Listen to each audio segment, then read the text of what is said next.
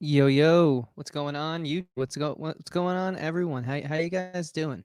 I hope you guys are doing better than me. I am mentally and physically exhausted, but nonetheless, the show must go on. And so here we are tonight, covering episode 6 of Lovecraft Country. This was well, I don't want to get too into it off the bat, but I do have to say that I was actually pleasantly surprised, which I feel like everyone who's sort of followed me throughout talking about this series at this point is like, okay, screw this guy. I'm done with him and his stupid opinions because what he likes and what he doesn't like are just the most insane. Is he trying to be a hipster? Is he not? I promise you I'm not, but I also can't help the way I was made. Anyways, with that being said, you guys know the deal. This is Talkin TV. I am your host, the one and only TV nerd. Of course, my co-host Dominic isn't on these watch alongs. He will be on the finale in 4 weeks now. We're on episode 6. I don't know. I'm exhausted. But Dom will be a part of this series on the finale, same as how he started it off with me on the pilot. And tonight, I'm not riding alone, though. I could not do this alone. Again, I don't know how my two guests here do this YouTube thing alone, let alone live. I mean, I can't, I can talk. For sure, I can talk. And sometimes to a fault, but I can't talk without having people to bounce off of and have a conversation. So, everyone, please join me in welcoming newlywed, which is very awesome, and first time guest to the show. He's had quite a weekend, and we're very excited to have him come here and chat with us on this Tuesday evening. Q, man, welcome to the show, dude. What's up? What is going on? Thank you so much for having me on, man. I'm fixing my camera, don't worry. Yeah, thanks for having me on. Yeah, it's been a crazy, exhausting weekend myself. We're getting married and all, and trying to keep up with Lovecraft and and work at the same time. I only seen this episode once, but I'm so happy you had me on to be here and talk some TV, talk some HBO Lovecraft. Episode 6, right? Yeah, 6. Yeah, right. Dang. Yeah. I'm excited, bro. I'm excited. You like it out? You're all right though, but we gonna keep it going though. We're gonna do it live. I see you, TV nerd. But this episode, man, was something else, man. It was really something else. We gotta get into some plot details and things like that because this one was really out there. There you go. You back. Sorry, guys. Ever since I did that conspiracy theory, all right, I'll welcome myself. What the fuck is happening already? Jeez, this is terrible. I'm over here doing a speed test on my end. Like, man, how is my internet doing? I don't really know, but can you guys hear me right now? Yep. Okay, cool. Yeah, I think ever since I did that conspiracy podcast with David, they're out to get me, man. I mean, just my internet's been tanking, and I just haven't had good cell reception. By the way, my little brother just sent me a video of a UFO that he filmed today in New York. Oh, he filmed. Dude. Oh, wow. We're going to have to get on that. Oh, snap. This is someone you talk to, Chris, so don't knock the community too much. No, dude, I'm not knocking it. They're coming for me now that I've vocalized that I'm in it, dude. I can't get a good internet connection out here. You got to post that. Though, dude. Yeah, I want to check that out, dude. You got to post We'll talk about it. Yeah, it's a gem. It's a gem, man. We'll talk about it for sure. Oh, nice. Before we jump into it, you guys know David. David's a regular here on the channel. And as always, both of their links to their Instagrams and their channels will be in the description. And of course, at the end, we'll give everyone a little moment to plug and tell the listeners what it is you want them to know about your channel and all that it is you do here on YouTube and Instagram and all that. But with that being said, I mean, I really enjoyed this episode, guys. I really dug it. All right. I don't know, what is your initial thoughts before we dive into specifics here? What was your guys' takes on it? Man, man, talk about super a crazy dope. show. Yeah. Talk about a crazy show. I can't even believe I'm saying this one. This one might be even one of the craziest ones. It was crazy. It was so unexpected. You know what I'm saying? I don't even know which angle to try to tackle this episode because the way it started, I think with the actress, and the thing, because I guess we can talk spoilers here, right? Correct? Oh yeah, Yeah. there's nothing Yeah. off limits here. Yeah, with her having the fox demon that devoured men, I was thinking, okay, they're going the succubus route. You know what I'm saying? So, but throughout the whole show, to see it all transpire and see the the end to the story was I thought was very well told. I thought the cinematography was very well, and I thought the acting was really strong too. Even reading the Japanese subtitles, it was great. Just my initial thoughts off the bat. Yeah, I agree. David, what was your initial thoughts, man? Same thing. I had to look up the director. I believe her name was Helen something. But anyways, I mean, she did work on Snowpiercer, a show that I really didn't care for. I kind of fell out of watching it, but visually it was cool, and she's painting a picture, she's painting the story. She also did an episode of Sneaky Pete, which is a super slept on Amazon show. Check out Sneaky Pete. It got canceled, but had a couple good seasons. And I was like, cool, I'm going in this with another solid director behind this. And, just like Misha Green, she's also a female. So, you get that representation on the female end as well. Now, all that being said, all these still feel like fluid Lovecraft chapters to me. And I absolutely love this one through and through. I'm not going to say it's my favorite, but because they're all hitting me at different levels, right? This one was cool in the fact that we finally got to see what happened with Gia and how she ties into the future with the phone calls and her just trying to protect. I kept trying to freeze frame it when they were showing Tick like strapped to something. I was like, okay, when is this going to happen? So I know which episode it's coming in. It looked like he was strapped to some kind of board or something. I don't know. So maybe they're going to try to Dr. Frankenstein him or something. And I don't know, but I'm really excited. And they showed Letitia too. So we're going to see it's an episode that is a near brush death with him and Letitia. So I'm really excited. And I loved her backstory as well. This whole curse where she had to get, we'll get into it, but the foxtail curse. And I thought it was really, really cool. Yeah. Yeah, I thought that this was the most mature episode of this show that I've seen so far. In regards to the tone was consistent the whole way through. And I know we've kind of spoken, David, a lot. And, Q, I'd be curious to get your thoughts on this. But, sometimes the choices from the filmmakers, and these actors are great in every episode. So I'm really not talking about the performances here or the writing. I'm sort of talking about more like the cinematography or just the way they dress the shots and especially the sound.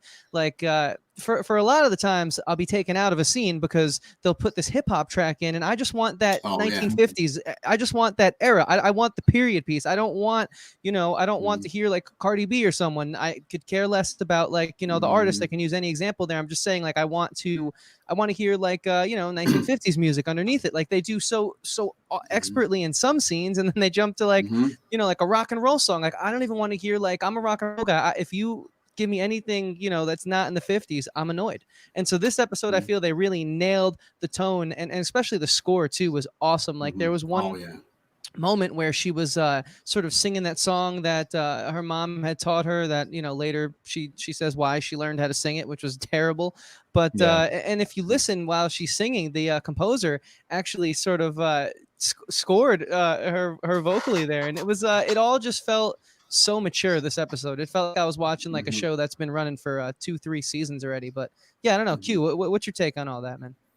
Yeah, I agree with you on the them not switching genres in this episode that kept you more engaged with the story that was going on. I agree with you, and I agree. I like how they do stuff, a little stuff different on some episodes, because I thought, much as Cardi B at cringeworthy, I thought These Are Bloody Shoes in that last episode kind of worked for some reason. Maybe it was weird, but it still kind of threw me off. But I kind of loved it at the same time.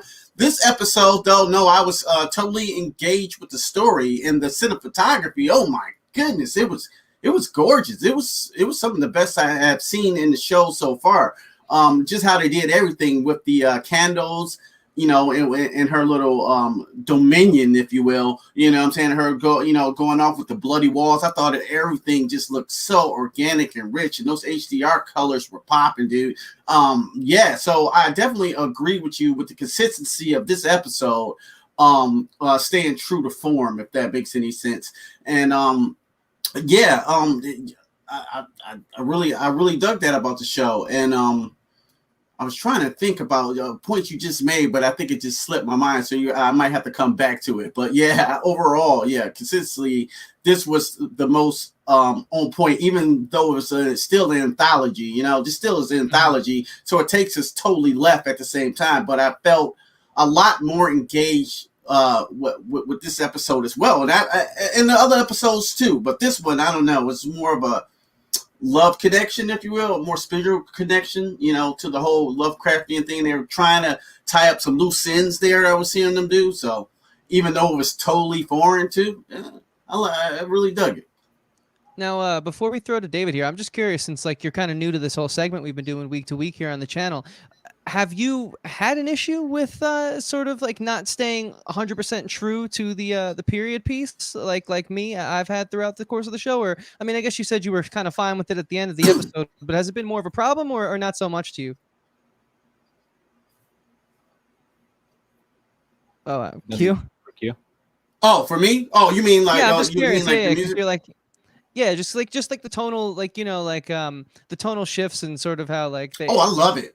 You love it? Yeah, Okay. I love the tone. Yeah, I do love the tonal shifts because it reminds me of the, you know, like the shows I used to watch back in the day, Tales from the Dark Side, Tales from the Crypt. You know, you know, I just love those type of shows. Like every week we'll get together. You know what I'm saying, with monsters or Tales from the Dark Side. Well, come on, I know I'm going old school with Tales from the Dark Side, but I kind of like that tonal shift. And with horror, it's such a great genre to explore. You can go either way. They even threw an Indiana Jones episode in there, which I really liked. Right. So yeah, so I'm loving the anthology side of the show, you know, even though, you know, it's weird with the characters, you know, trying to you know, connect them all together when it's so totally different each episode. But you know, the metamorphosis of what I call Black Teen Wolf, that last episode, I love it. I thought that was, you know, original, and, you know, I'm saying a good way to explore though. But it keeps me engaged every week to week. I can't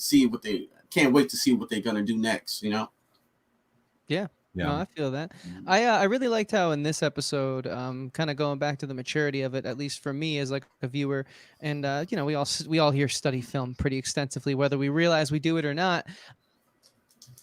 I thought it was really we met this character for the first time, our lead of the episode, her name, but I love how we had so many character traits about her. Like, you know, she loved American culture. Ellen was huge at the time, so she was obsessed with Judy Garland movies, and she had like this inner person that wanted to break out, and they showed you that earlier on. They alluded to it with her head. It's what she wishes she could do, but she can't. And later on, we go on to find that there's quite literally like a demon trapped inside of. Yeah. Yeah. I think you're cutting out a bit. Yeah, but that show does this a lot too. I think too. You know, like with the inner people trapped inside. You know, even in our last episode. You know, even with the coming out of focal point of the episode by using like pop culture of the time, because that's what I wanted to. Still going. Yeah, I'm getting cutouts on Chris's end. Oh yeah. Chris, you're freezing up, man. Yeah, he is froze. Yeah, I didn't want to talk over him. There you go. We got two of you in here. Bill and Ted. This is just. I told you, get on your phone, man. Get on your phone and let it pop. Come on. Yeah, I may have to make the switch here in a few seconds. I mean, that'd be terrible. But hey, there's a lot of technology in this thing, man. Come on, there's a lot of technology in this thing. That's true. That's true. That's true. Yeah, I mean, I guess I kind of could gather what you were saying there, Q, and I heard some of it. But yeah, David, man, you haven't spoken in a few minutes, dude. Where's your head at with all this? I mean, as far as going back to your comments, as far as mature episode, there's a lot of things to battle in this, because I love the character of Gia just from the get-go. Like, I think it's the fact that we didn't get to know who she was, so we saw her like jumping out of the closet in episode 2, or, you know, flying down in a UFO in a dream sequence, you know. So it's like, who is this mysterious woman? Then we finally get to see, and I just felt sad. Like I really felt sad for her because, like you said, you get the Judy Garland, and she's over there singing, right? She's singing and dancing, and then you find out it's not even like she wasn't even doing that. She was just sucked into the movie that she was watching. It kind of just like it almost was like a Get Out moment where she was just kind of frozen, right there. And it was sad because she knew she was trapped under the rule of her mom. And I kind of didn't get that because I felt that she was more powerful than her mom could ever hold her to. Like, if you think about it, she could just have the foxtails come out. I don't know if they only came out during sexual moments or if she could just let them come out and then just like blow her mom up or something. You know what I mean? That's something to be explored, but it seemed like it only came out when she was having sex. And but it was like I said, it was sad because she didn't seem to want to be there. We're dealing with communism. We're dealing with Americans that are there saying, hey, we're gonna free your country, we're here to save you, we're here to protect you. Yet the first thing you see when they take the nurses out in the field, or out in the woods or whatever, is, man, they tell them to get on their knees and they start blowing them away one by one. And Tick is one of those people. When I saw Tick do it, and he really didn't have a reaction, I was like, whoa, he's in soldier mode, and this is a character that we've learned to love. So where do we draw the line with liking him now? Do we take all that back? Do we just chalk it off as he's a soldier, he's doing what he had to do? How do we feel about this character Atticus now? So it really got me a little conflicted. But jumping to what you said about this is a love story, it's an absolute love story that I actually enjoyed this love story more than the Letitia one with him and with Atticus and Letitia. And that was in one episode. We saw so much buildup. I mean, I do like Letitia and Atticus now, but I think how they compiled it was like, wow, like that was a good backstory, Yeah. Another thing about Atticus, yes, that scene was very dark of him. You know what I'm saying? We haven't seen him at all like that. Just how they even shot him, you know what I'm saying, from the camera looking up, and he was just cold, like, was that the same person? Oh, snap, you know what I'm saying? Because he was really cold in that scene. I was like, dang. I really like that though, but they made us like him. Yeah, for sure. I was gonna say also one thing I forgot to mention in my review is that there's a scene where Gia is talking with Atticus, and then the other soldier who's also I don't know if he was Korean or Japanese, but also another character of Asian descent. And she was saying, why are you guys why are you guys doing this? Why are you guys choosing to be here? Whatever. He says he volunteered. He's like, man, I got drafted. And they're like, he goes, if I go back to my country, I'm still known as I'm not going to say the racial slur. I don't want to get anything on here, but and then she says the most anything anyone would say this if they didn't know anything about America. Why are you fighting for a country that treats you like this? And I think they mentioned that earlier on in like one of the first couple of episodes. Why are you fighting for a country that don't care about you? Right. Yeah, no, so much to unpack there, man. I gotta say, also, I hate to ask the unprofessional question on a stream, but am I echoing right now? No. Or is that okay? No. Perfect. Then we're doing this live, battling the technical difficulties here tonight, people, and it is what it is. But yeah, no, I thought it was pretty brilliant how they kind of used an extra layer of the times. They took it out of America and they brought us overseas, and they showed how big of a threat communism was, and they were still able to keep it on the central focus, though, and around the main characters. I just thought it all was really firing on all cylinders. But to, like you said, show this love story, which I think was a really brilliant love story in just one episode, where, as in, you're right, like, Atticus and Letty, like, don't get me wrong, I think the characters, like I've said a bunch on this series we've been doing so far, is one of the big parts that's working for me in regards to, like, at least I've been saying the tonal inconsistencies kind of throw me out of it, but this was just a well-crafted, brilliant story, in my opinion. And I just, like, I'm in awe of this episode because just to add even the layer of communism and that sort of sense of urgency, and it's like he loves her so much, so he could stay, but she knows that this war is killing him and that everything about what he's doing and where he currently is just terrible for him. Dude, it's just like it felt like Shape of Water, but like Nice. Lovecraft Country, it was really cool. Like I enjoy exploring this new medium of these types of, like, quirky, weird monster and human Beauty and the Beast style love stories, but with more adult connotations to it. You know, it was pretty interesting, man. Mm-hmm. Yeah, that was good. Yeah, that was good. But they try to, you know, you don't think they try to attack those same type of issues with race and, you know, like with the Sundown Town and like the last episode with her, you know, finally wanting to be like, you know, the metamorphosis or her being white and, you know, like she couldn't get that job, you know, even though she was highly qualified and, you know, things like that. I think they try to attack them. Yeah, I think they totally did. I don't think they've kind of let up on that. I just think what I'm trying to say is I think it's really cool how now they were able to use a global scale in this episode, right? Taking it overseas, talking about the other threats at the time, like communism and what like all these countries were at war over and trying to stop. And it was like right off World War II to sort of show that like it's everywhere. It's global. I thought that was pretty brilliant. Yeah, nice. And, I see what you're saying. Yeah. And to not take away from the love story though, like nothing stepped on the toes of each other in this episode. So I just thought it was a really well crafted episode. I think it set the bar very high going into the back half of this season, at least for me personally. And you even got the like her revenge. It was almost gonna be a revenge story because she killed her best friend at first and she ended up falling in love with him. So I thought that kind of worked well in the short time period that they had to pull it off. Yeah, and another thing, you know, what I thought they did that was really brilliant was they used the culture and the tradition, how, you know, it's a lot about sort of bringing honor back to your family to create even more of a pressure and more of a sense of urgency in one short episode. Like I keep having to remind myself, we just met the majority of these characters in this episode. And so, you know, I mean, yeah, the bar is set high for me going forward. Because not that I haven't liked the show so far. There's some episodes I've really loved. There's some episodes not so much.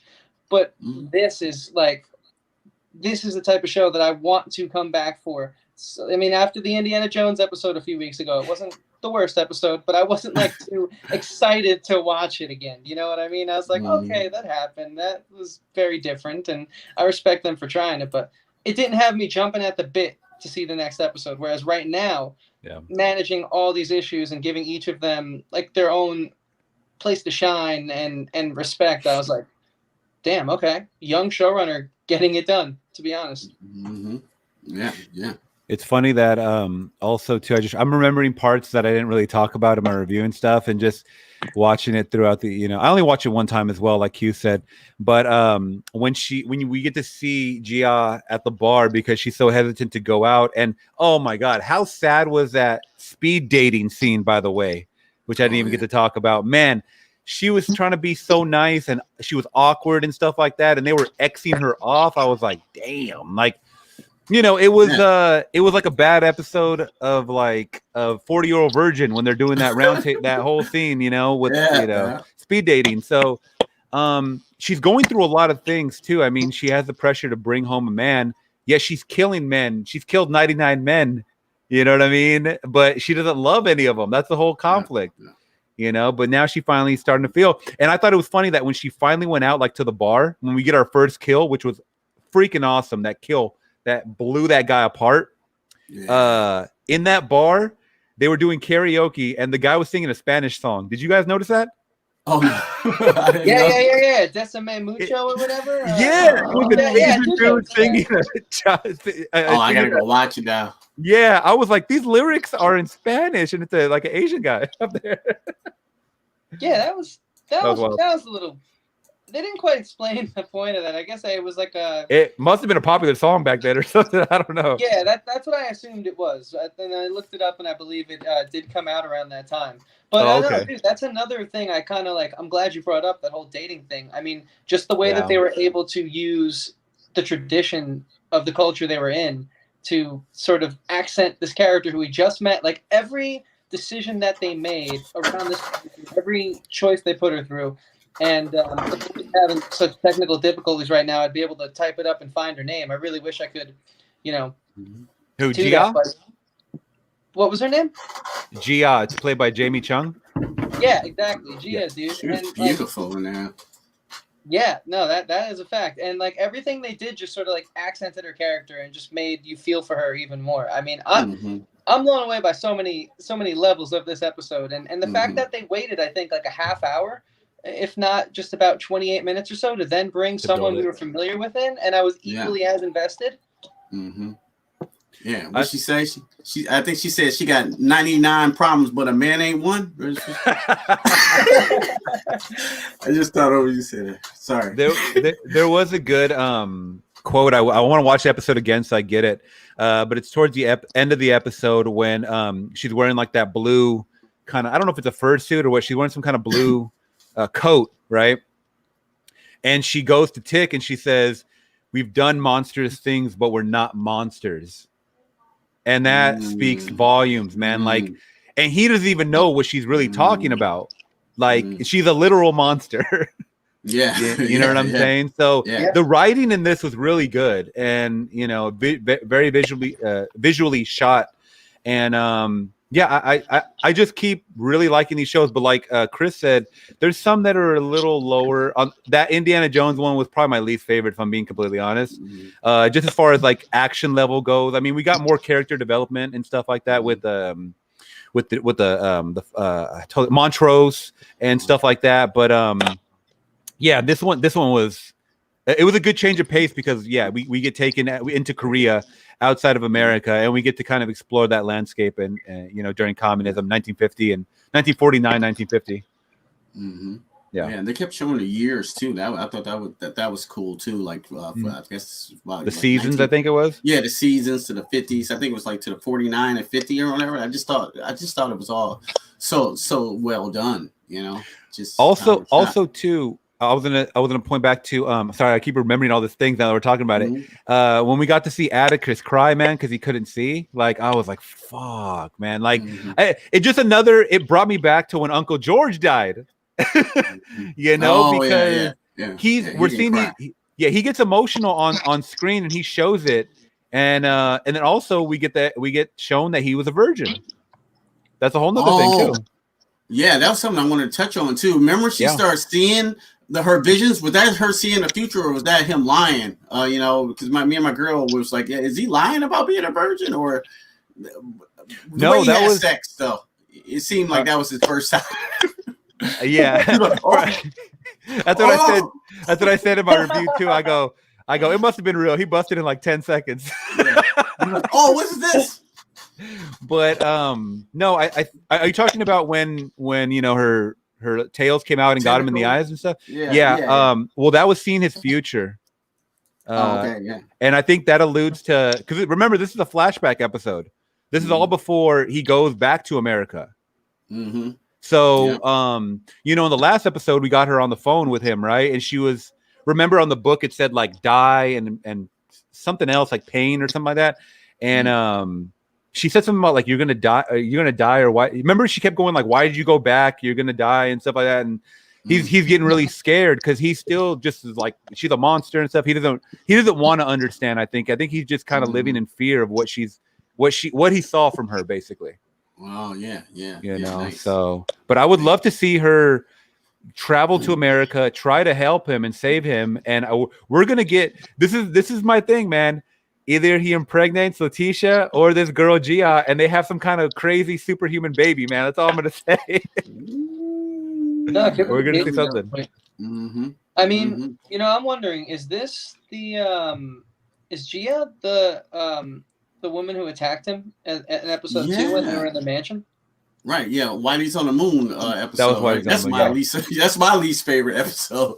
That one was all over the place for me personally. But yeah, that was her. I think she was the one that jumped out of the with a little knife, like yeah. I think that scene was supposed to symbolize, you know, when he was in war and stuff like that, and him having to watch out for people jumping out, you know, the forest, or not forest, but like you know, wherever he was fighting on, you know, the landscape he was fighting on and stuff, and they just threw her in there. Yeah, I think she probably, like, she was part of that time or whatever, so she was the bad guy in that scenario or whatever. I don't think she was literally back there with a knife, you know, as we now know. I was like, maybe she had a knife, I don't know, but now we know she didn't have a knife. She just had tentacles that came out and stabbed people in the eye. Yeah, which is worse. Which one would you want? You know, having sex with a girl with tentacles come out her eyes and it hit you. I'll take the knife. and we Yeah. but we saw she got to she controlled it with him the first time at least, you know, and that kind of gets me interested in like, so can she use this when she's just kind of, what if she's out and about, and then can she just control it where they're coming, if she's getting attacked for, let's say, for example, can she just shoot them out of her eyes, or she could come out of her ears? Do they have to come out of like everywhere, like what's the extent of it, Yeah, right. yeah. And that kind of goes back to like what I think, David, we were saying at the end of last week's episode, where it's like they have these really cool powers, or these really cool, in this case, creatures, but they don't really explain the rules too much. And I think I'm starting to learn that that's just going to be something that we're not supposed to know. So the way I interpreted it was, and I think this is what they want, right? They want people like us to go online and talk about it and interpret it. But I also think like there's only so much you can do in an anthology show, and you have an hour and you have so much ground to cover. But so the way I interpreted it was, she can control it to an extent, but then when she really is like, in the moment heat or something, of the moment, so to speak, she slips up a little bit. And even though she's fighting it back, she still has a human part to her. And so I think that's kind of why she loses power. I think they were trying to show that like she has like this Beauty and the Beast type craziness trapped inside of her, but there's still a human element in there. And so the human element is unpredictable, and the human element can lose control. And I think that's what they were trying to say. And so when she really cared about Atticus, and that one of the last scenes where she, she picks him up, and spoiler alert, she sees his memories, and she predicts, like you said earlier, David, that if you go back, meaning America, you're going to die. I just think she genuinely lost control, and her human side took over, and she was just in such like a state with him, and they were so connected that she just couldn't control it. Going back to what Q said, now I actually kind of question what I just said, because you were saying that you and your girl watched it, and you guys were wondering, was that a memory from the past? Because she got like kind of upset a little bit. Well, because the first guy, it just showed his past from up there. Remember, it showed that he had a wife, he had a kid as well.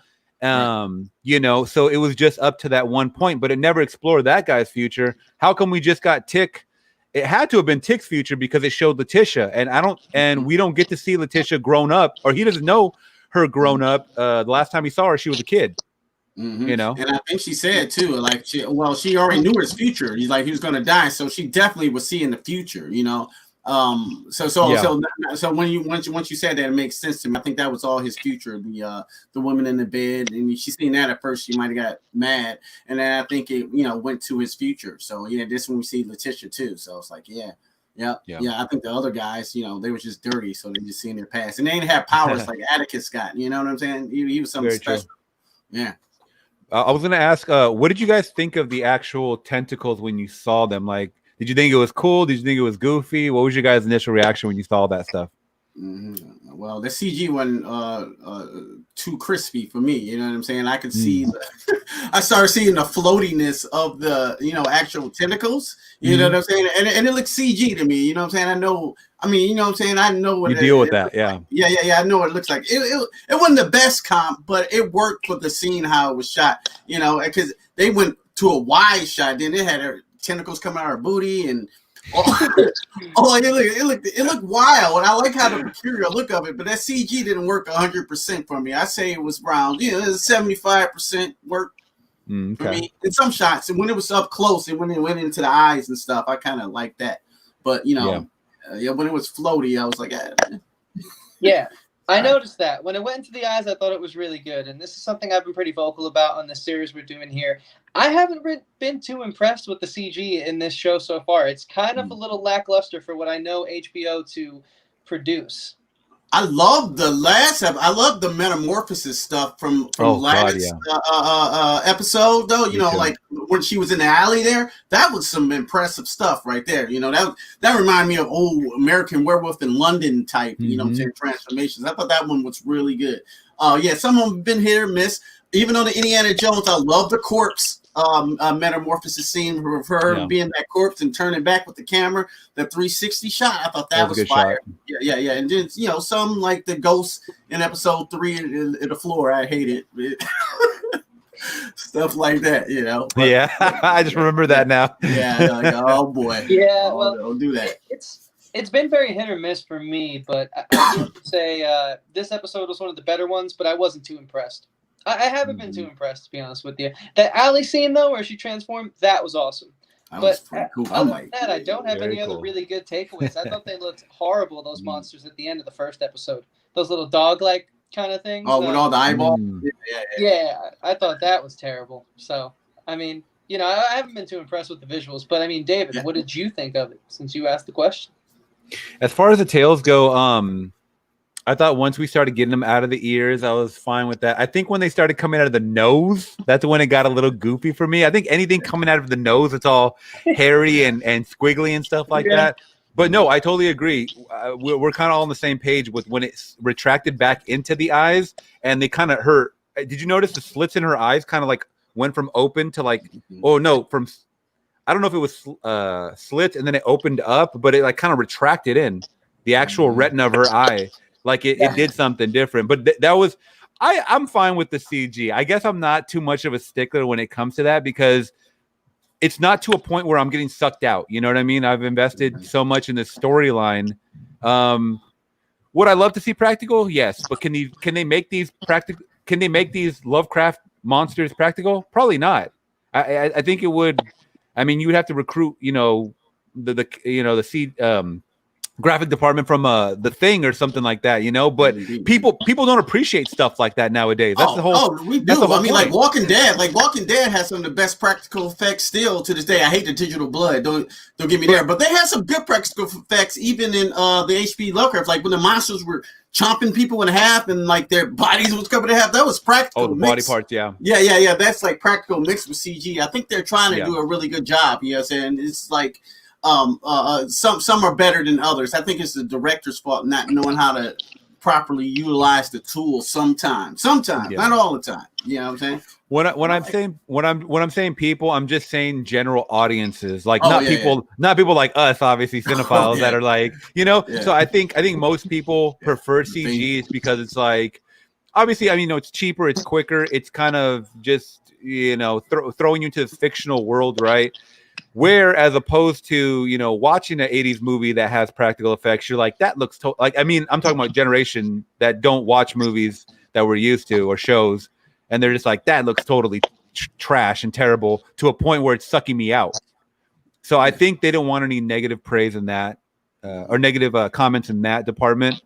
But I thought it was fine. And once again, the first kill that we get, I think it set the tone that of her powers. And dude, you know, it was a pretty gnarly kill. She just kind of popped him like it was like a Mortal Kombat fatality. Yeah, it should have just fatality over the screen, dog. That would have been dope. Yeah, it was. It was. I liked it.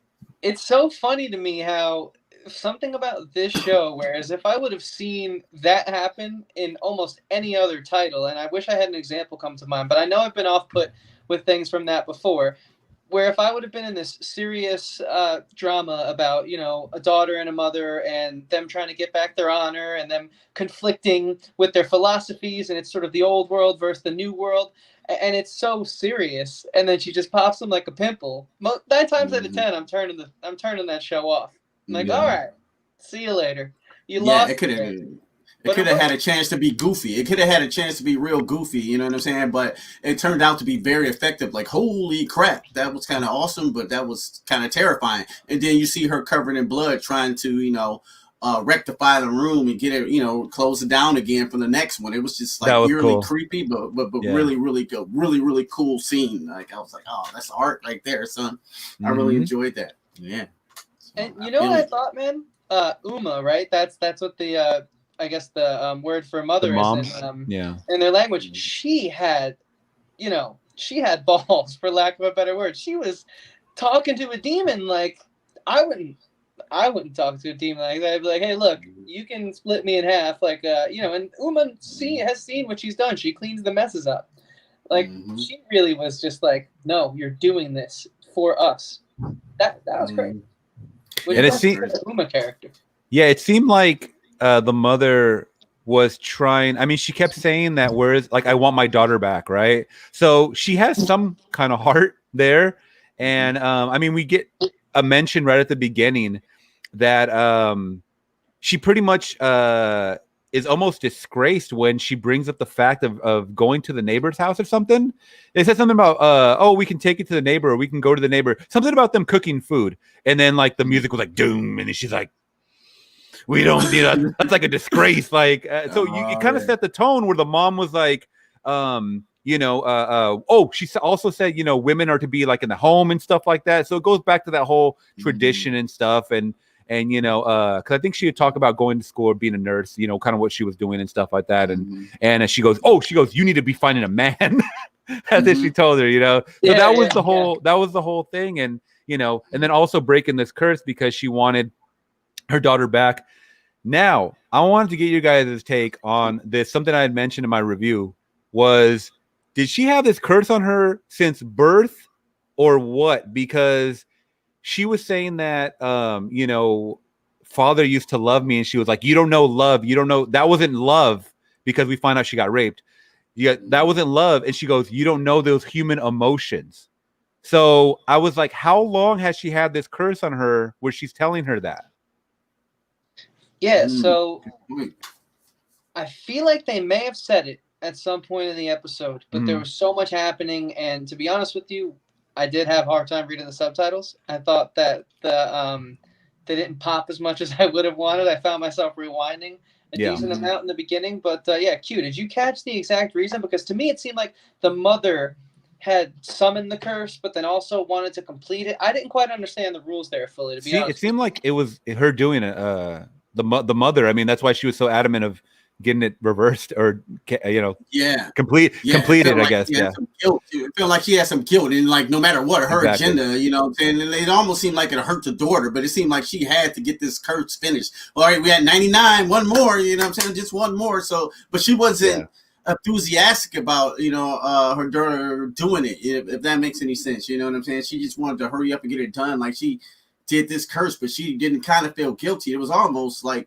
she was not punishing her daughter, but it was like it was really messed up. I think she summoned it. I don't know, but like you said, the subtitles were a lot harder to read than like Parasite.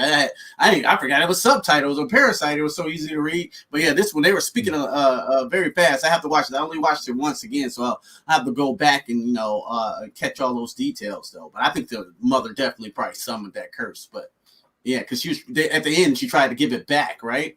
When they trying to give it back, and then the lady was like pissed, like was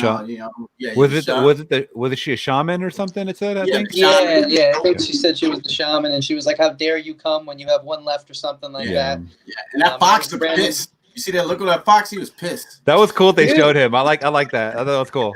I was gonna say the fox was cool, but I guess it was the symbolic of the Nine-Tails Fox or whatever. I just always think Naruto, but I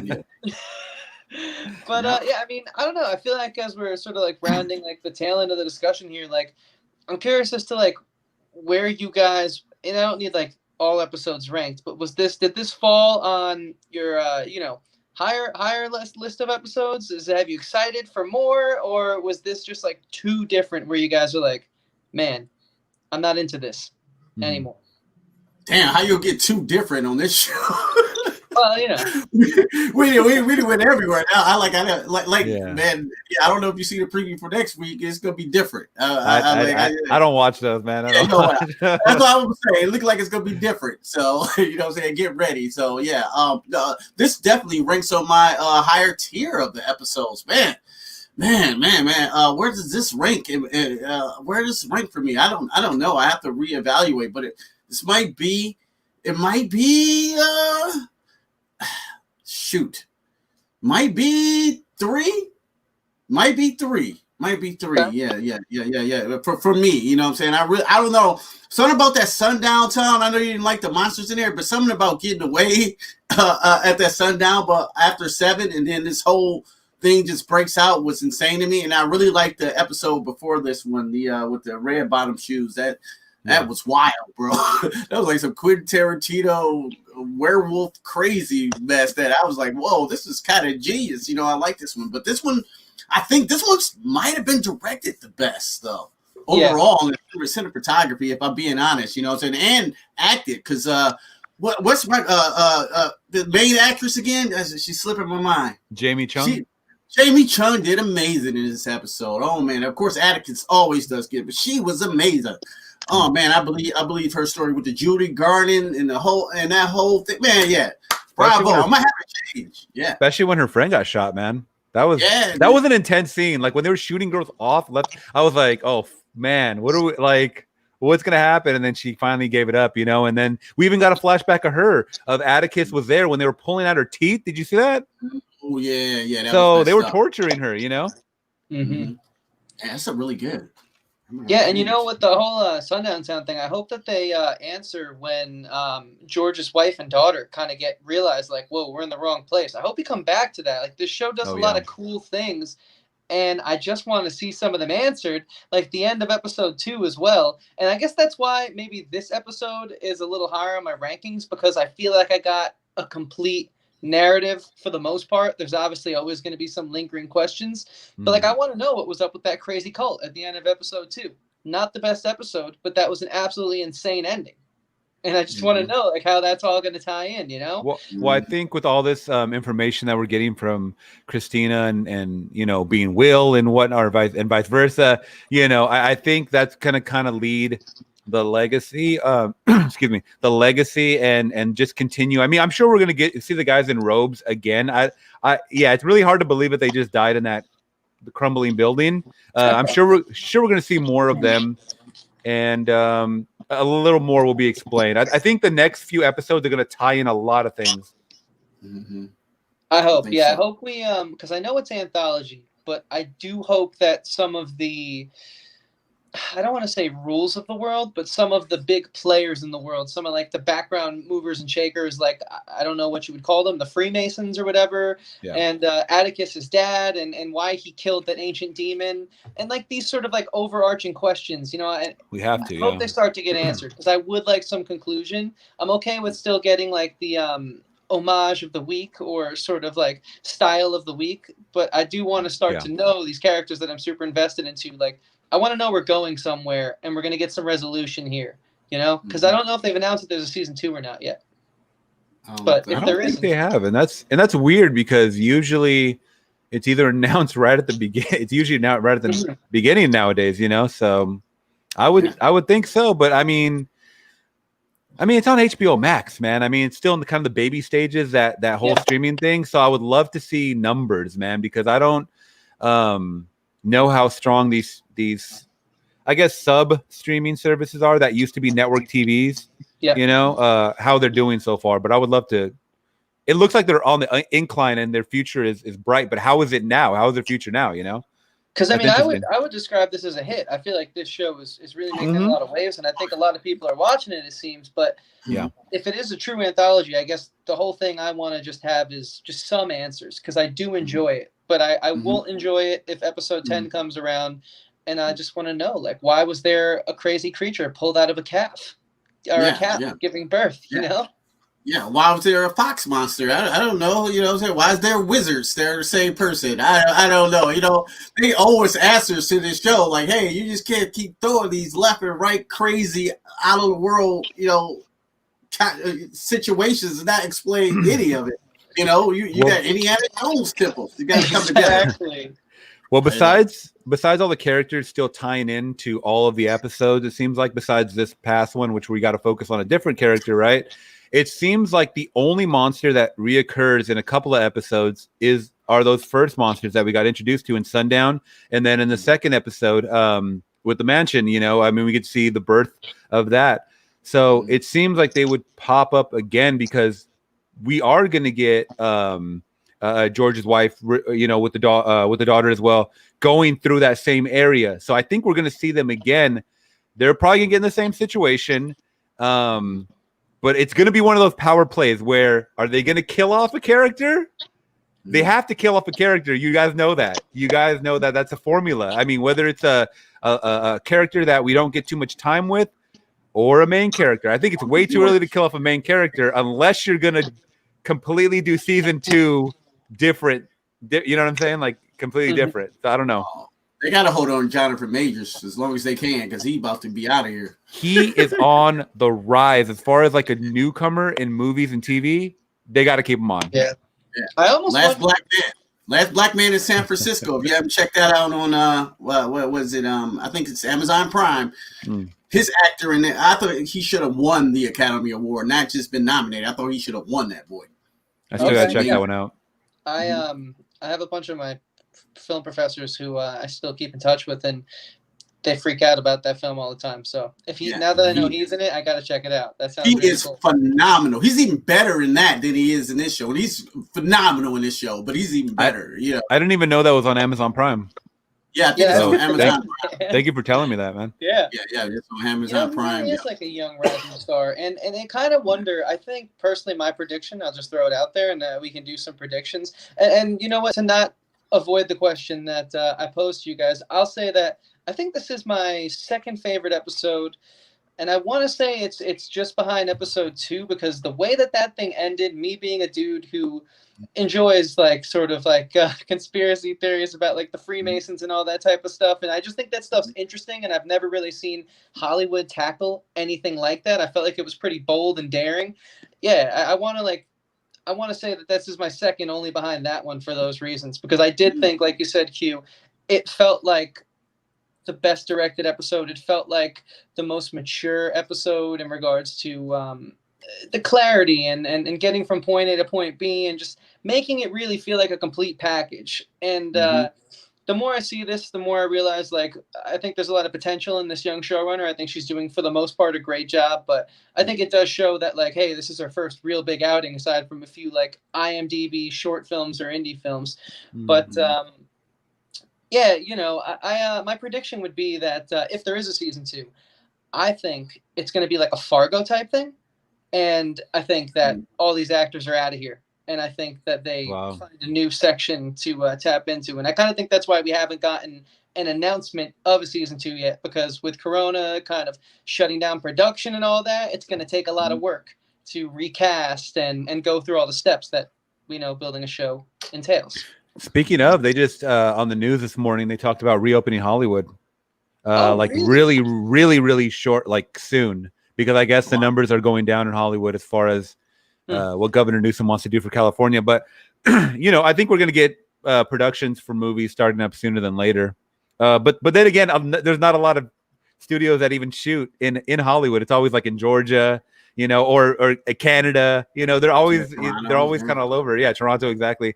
So I don't know if I gave if I said this was like in my top whatever, but this is definitely top 3. I think the so far, the Metamorphosis episode is my number 1. This past one, episode 6, would be number 2, and then I think the first one is probably my 3rd, because it was just kind of the set it off, of everything. So yeah, set it off. That's a good super list, strong pilot. Yeah. Oh, definitely. The last thing I just want to kind of say is, like, and I guess maybe there's a reason why I'm just so nervous in a sense, and why I keep harping on the fact that I want these things answered, is because Q, I don't know how much you know about this, but I'm a huge Lost fan, and as much as I never seen that. Believe it or not, I can watch it. I know. Don't hate me. Don't kick me off the stream yet. Yeah. I love Lindelof. I loved it. I loved Watchmen. I'm the one that actually really loves that show. I don't know. Yeah. So I loved Watchmen. That was my number 1 show last year. I'm a huge Lindelof guy. Leftovers is phenomenal, but in his early years as a showrunner and a main writer, there was a lot of cool things that were introduced in Lost that really gripped me and got me to love it, aka how I feel about Lovecraft Country right now. And then there was a lot of those things that never got answered. And I constantly am in this battle of, should it be my favorite show of all time or shouldn't it be? And I just don't want that to happen here. You're protected. Yeah. So I feel you. I don't think necessarily you have to have things answered. I understand that's the construction of a movie, right? Or a show. I mean, these are mini movies if you really think about it. Hour mini movies, right? That we're getting every week. I think breaking the mold is totally fine. I mean, you see that every episode is directed by someone different. I mean, there's a couple that same director, but so they're probably like, I'm gonna put my damn stamp on it, and I'm gonna leave it, just hanging. Whoever's gonna direct it next, it's up to them if they want to reopen that Pandora's box and answer those questions.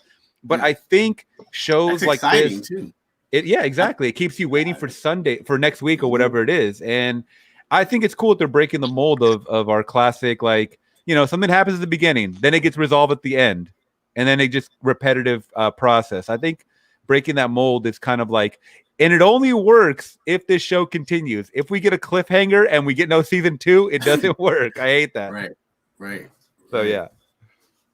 Yeah, I don't know. It's gonna be tricky. I just, like I said in my earlier episodes when we first started covering the show, like I'm a bit busy right now at this point in my life, and so there's going to be these week-to-week series that we cover that we may end up dropping just because of them not, keeping our interest. But at this point, we're locked in, like here on the channel, and I hope Q you join us again.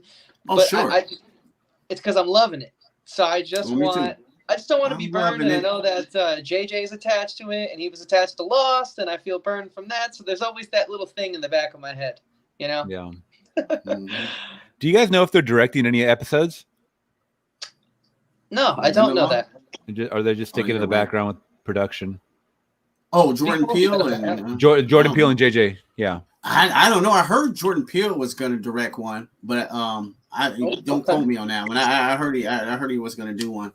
But that might be, because I don't know if on IMDb every week they show like each episode, like breakdown of writer, director, the cast and stuff, but I don't know if they show future episode information. I might have to look that up now because I'm actually really intrigued and excited to see if they are going to do something. Give me the finale, Jordan Peele. Give me that finale. That'd be where you'd want to see it. They go out with the bang. Yeah. Yeah. It's gonna have some off music. He's gonna take some Beyonce and flip it on you. Yeah. I'll have to get into that. I don't know. Just like I love Peaky Blinders too. If you guys have seen that show, and I think it's phenomenal. I haven't seen it. But which one? Peaky Blinders. It's a Netflix original. I'm hearing about that. I heard about it too. Yeah. It's awesome, man. But like they'll just throw these like heavy electric guitar riffs after like these 1920s British gangsters go and beat someone up, and I'm just like, okay, yeah, sure, but you're kind of taking me out of a bit here because you're trying so hard to be a period piece, then you're going to give me a Marilyn Manson track in the example of the first episode of this show. It's like, I don't know, but that's just my personal taste. Yeah, let me tell you about another show that's on Netflix now with Ratchet. I don't know if you've been watching it. It's on Netflix now. Sarah Paulson. Yeah, it's really dark. It's shot. Oh my God, it's beautiful. It got a lot of good actors in it. Sharon Stone is in it. Oh, wow. Sharon Stone. A couple other great actors too off the top of my head. But they used this Cape Fear beat, not beat like as a rap song, but the Cape Fear soundtrack over and over again. And sometimes it worked, but like, come on, man, I can't just keep using the same Cape Fear score over and over again. So the show's pretty good though. But like, I was like, yo, man. They got to hire a composer, huh? yeah, get your own music. I know that's Cape Fear. I can't do that too. But it's pretty good though. Check it out. Yeah, Dom, oh, it's beautiful. My co-host has been watching that. He's been really into it. Yeah, it's dark. I'm just trying to watch The Boys in this show on my free time, which isn't a lot. But yeah, I hear you. Yeah. So David, did you ever look that up before we get out of here? Did they give that information? You know what?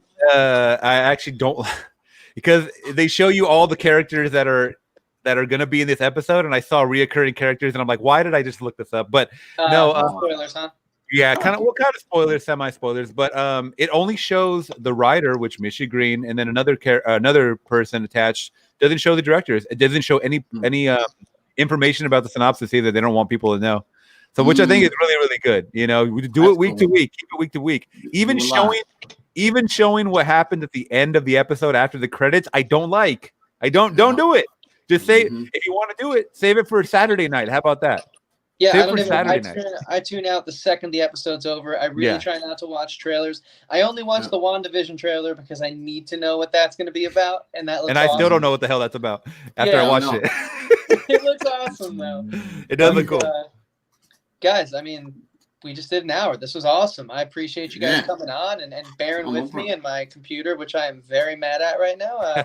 Apologize to everyone who was here in the beginning and to my guests as well. But the true professionals that they are, we were able to get it done. And so Yeah, I can't be more thankful for you guys all coming on tonight. And if you have any Thank you, closing man. thoughts about the show, anything you want to say before we get out of here, of course, plug your channel. Now would be your time. Let's start with Q, man. Oh yeah, well, once again, man, thanks for having me on, man. I love talking Lovecraft Country. It's one of my favorite things. You know what I'm saying? Show's just so original in a way, even though it might not hit on all cylinders every single show. I'm so intrigued and so excited to see what they bring next week with these cast of actors. Like I said, Jonathan Major, man, he's gonna be someone we're gonna be talking about for a long, long time. This show, as a horror fan, and, you know, it's amazing to me, you know what I'm saying, especially with this cast of actors. And thank you so much. I will talk Lovecraft all day, every day. So thanks so much for having me on the show, man. If you guys want to check me out over on Q Reviews, yeah, we're rebranding the channel, and I'll be doing some more reviews real soon. I just got married, so I gotta see what I'm talking about next. But thanks again for having me on, man. I'm always down for some Lovecraft talk. Yeah, man. No, seriously, this was a good one. I respect everyone's adversity in dealing with my nonsensical computer issues. You guys were true showmen, and I appreciate it a lot. Of course, at this point, I say he could be considered the co-host of this whole segment. It's been a pleasure having him week to week, as always on our channel, guys. David, you know him. We love him here on the channel. David, tell him everything you want to know. Thank you. Too nice, man. You're too nice. Man, I hope Q, can we see some kind of wedding video, man? I hope there's a freestyle on the mic somewhere in there. I want to see like 10 people, so it'd been like a empty 8 miles, you know, like I wanted to see like a wedding singer vibes, man. I want to see some wedding singer vibes. But you know, I have fun talking this. This is probably one of the only shows I'm watching. We started another show, and that's the thing, is that it's now show season, but I already fell off of watching that one because I wasn't too invested. So this is the one. I'll tell you which one after. But this is kind of my main one to follow, and I even research it afterwards. I get really invested, so I'm really just enjoying the direction of this. But anyways, on my channel, guys, I am David for Flix Talk, if you guys don't know, and I talk movies, I talk anything streaming. I started doing a lot of live streaming recently, so we dive deep into like pop culture or even UFOs or just wild stuff that's going on in the world, playing some retro games along the way. I have some good co-hosts also along the way. Every week I do have a weekly podcast that I upload to Spotify, and you guys can follow me every Sunday 10 a.m. and it's called The Weekly Wrap Up, and it's with Elliot from Movie Files, and we do like a whole 2-hour podcast just breaking down every big story of streaming and movie news. So you guys can follow me there, and I'm really happy to announce that I'm getting into apparel merchandise for the channel, and I'm very, very excited because I just got some of my pieces in, some of my samples, and they look great. So I'm going to be doing some drops right in time for October. So if you guys are horror fans, it's going to be horror related, which is my favorite time. Happy fall, by the way. Today is fall, the official day of fall. We didn't even talk about that. So definitely talking some more horror on the channel. I know Q better start doing some horror stuff on the channel that background, man. Oh man, I do some horror. We're doing that.